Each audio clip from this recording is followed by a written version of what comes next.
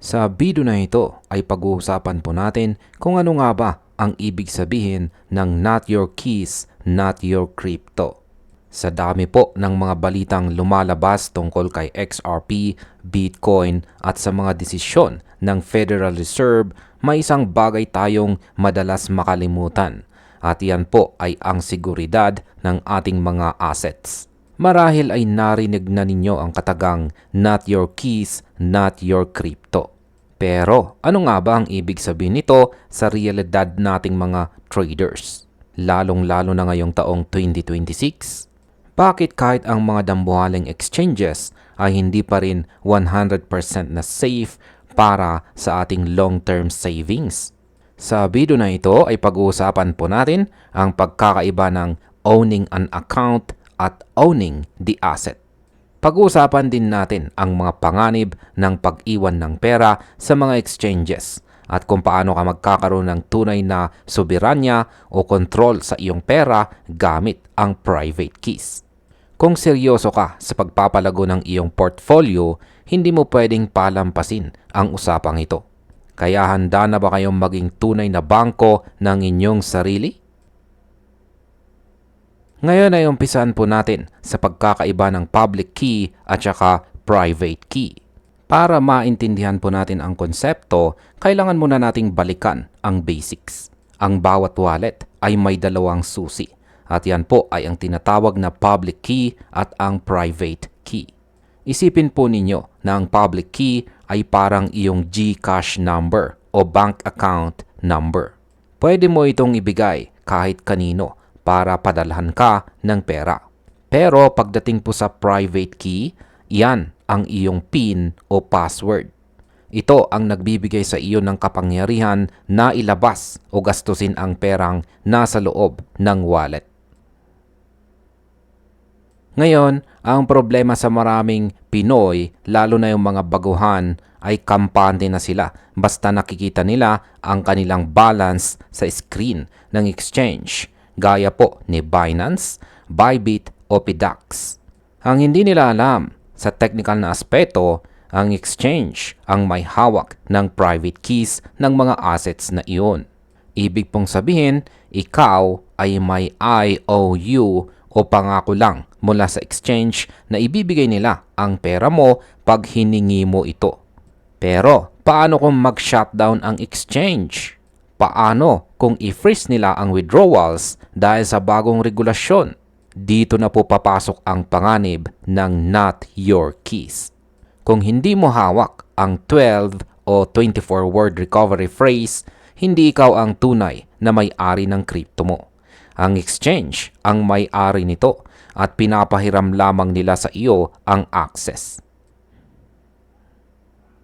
Pag-usapan naman po natin ang panganib o risk ng custodial wallets. Ngayon pong taong 2026, nakita na natin ang maraming exchange failures sa nakalipas na mga taon. Kapag ang iyong crypto ay nasa exchange, ito ay tinatawag na custodial wallet. Ibig pong sabihin, may custodian o tagapangalaga. Bagamat convenient ito dahil madaling mag-trade, may kaakibat itong numerical risk. Ayon po sa data, bilyong-bilyong dolyar ang nawawala taon-taon dahil po sa exchange hacks o biglaang insolvency.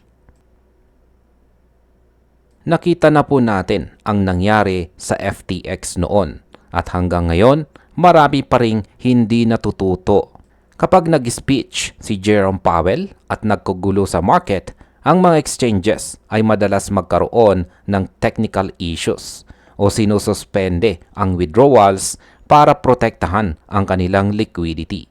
Sa mga oras na iyon, kahit gusto mong ilabas ang XRP mo para i-save, wala kang magagawa dahil hindi mo hawak ang keys. Ang not your keys ay isa pong babala na sa oras ng krisis, ang iyong digital balance ay pwede pong maglaho kung ang kumpanyang may hawak nito ay bumagsak. Ang tunay na financial freedom ay hindi lang tungkol sa dami ng pera, kundi sa kasiguraduhan na ikaw lang ang may sole access sa perang iyon, anuman ang mangyari sa labas. Ngayon ay ano ang solusyon? Ang solusyon po mga ka-crypto ay meron po tayong tinatawag na self-custody o non-custodial wallets. Dito, ikaw ang may hawak ng iyong recovery phrase o private keys. Ang pinaka-secure na paraan ngayong taong 2026 ay ang paggamit po ng hardware wallet gaya ng Ledger o Trezor. Ang mga devices na ito ay cold storage. Ibig sabihin, ang iyong keys ay hindi kailanman nakakonekta sa internet, kaya hindi ito pwedeng ma-hack ng mga online scammers.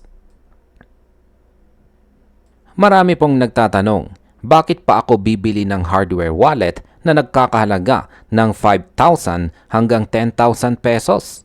Ang kasagutan po sa katanungan na ito ay simple lamang. Magkano ba ang halaga ng iyong portfolio?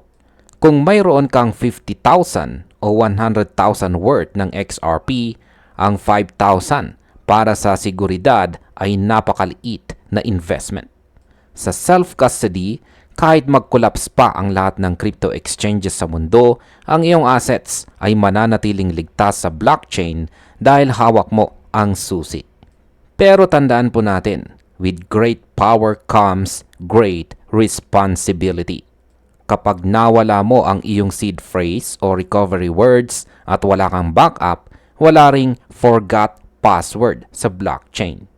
Ikaw po ang bank manager, kaya dapat ay doble ang ingat mo sa pagtatago ng iyong susi. Ngayon ay pag-usapan naman po natin ang realidad ng security ngayong taong 2026. Kailangan po nating tanggapin na ang mundo ng crypto ay mas nagiging komplikado na. Ngayon pong taong 2026, mas marami na pong sophisticated na phishing scams at saka AI-driven hacks. Ang mga hackers ay hindi na lang nag-aabang sa mga exchanges, kung saan ay tinatarget na rin nila ang mga individual. Kaya naman, ang Not Your Keys, Not Your Crypto ay dapat samahan ng tamang operational security. Huwag pong isave ang iyong seed phrase sa email, sa Google Drive o picturean sa phone. Maaring isulat po ito sa papel o iukit sa metal at itago po sa isang safe o ligtas na lugar. Nakikita ko na ang trend ngayong taon ay ang paglipat ng mga smart money mula sa hot wallets patungo sa multi-signature o hardware wallets. Habang papalapit po sa XRP sa mga bagong all-time highs, lalong magiging target ang mga holders. Kaya huwag kang maging part ng statistics ng mga na-hack o na-scam.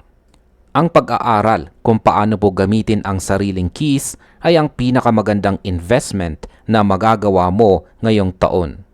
Ito po ang naghihiwalay sa mga seryosong investors sa mga gamblers lamang na umaasa sa swerte sa seguridad ng ibang tao. Sa kabuuan, ang crypto ay ginawa para sa decentralization. Ginawa ito para hindi tayo dumepende sa mga bangko at institution.